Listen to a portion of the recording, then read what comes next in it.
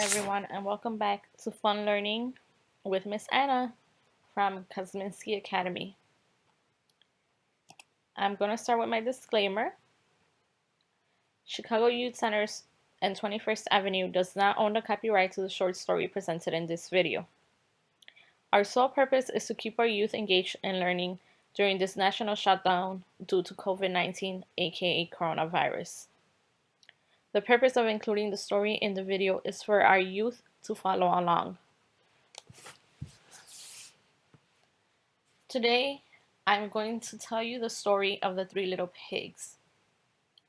The story of the Three Little Pigs featured here has been adapted from different sources and from childhood memory. The primary sources are English fairy tales retold by Flora Annie Steele in 1922, with illustrations by L. Leslie Brooke from the 1904 version. This story is featured in the favorite fairy tales and children's stories in AmericanLiterature.com. Let's begin with the story of the Three Little Pigs. Once upon a time, there was an old mother pig who had 3 little pigs and not enough food to feed them. So when they were old enough, she sent them out into the world to seek their fortunes. The first little pig was very lazy. He didn't want to work at all, and he built his house out of straw. The second little pig worked a little bit harder, but he was somewhat lazy too, and he built his house out of sticks. Then they sang and danced and played together the rest of the day. The third little pig worked hard all day and built his house with bricks. It was a sturdy house, complete with a fine fireplace and chimney. It looked like it could withstand the strongest winds. The next day, a wolf happened to pass by the lane where the 3 little pigs lived, and he saw the straw house and he smelled the pig inside. He thought the pig would make a mighty fine meal, and his mouth began to water. So he knocked on the door and said, little pig, let me in, let me in." But the little pig saw the wolf's big paws through the keyhole, so he answered back, "No, no, no, not by the hairs on my chinny chin chin."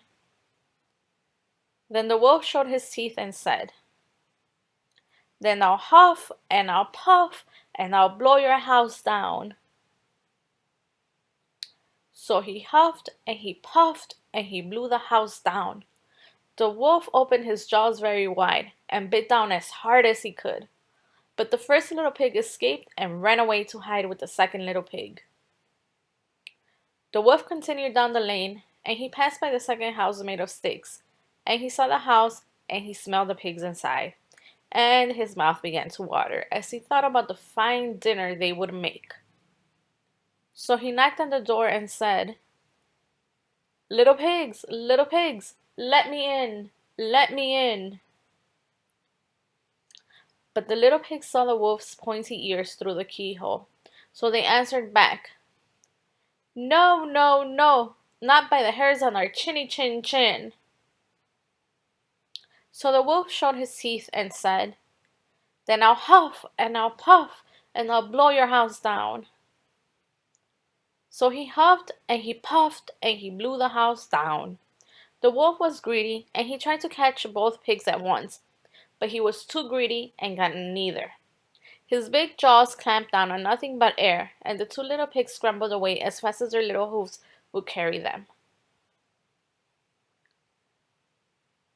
The wolf chased them down the lane, and he almost caught them, but they made it to the brick house and slammed the door closed before the wolf could catch them. The 3 little pigs, they were very frightened. They knew the wolf wanted to eat them, and that was very, very true. The wolf hadn't eaten all day, and he had worked up a large appetite chasing the pigs around, and now he could smell all 3 of them inside, and he knew that the 3 little pigs would make a lovely feast. So the wolf knocked on the door and said, little pigs, let me in, let me in." But the little pigs saw the wolf's narrow eyes through the keyhole, So they answered back, "No, no, no, not by the hairs on our chinny chin chin." So the wolf showed his teeth and said, "Then I'll huff and I'll puff and I'll blow your house down." Well, he puffed and he puffed, he puffed and he huffed, and he huffed, huffed, and he puffed, puffed, but he could not blow the house down. At last, he was so out of breath that he couldn't huff and he couldn't puff anymore. So he sat to rest and thought a bit. But this was too much. The wolf danced about with rage and swore he would come down the chimney and eat up the little pig for his supper. But while he was climbing onto the roof, the little pig made up a blazing fire and put on a big pot full of water to boil.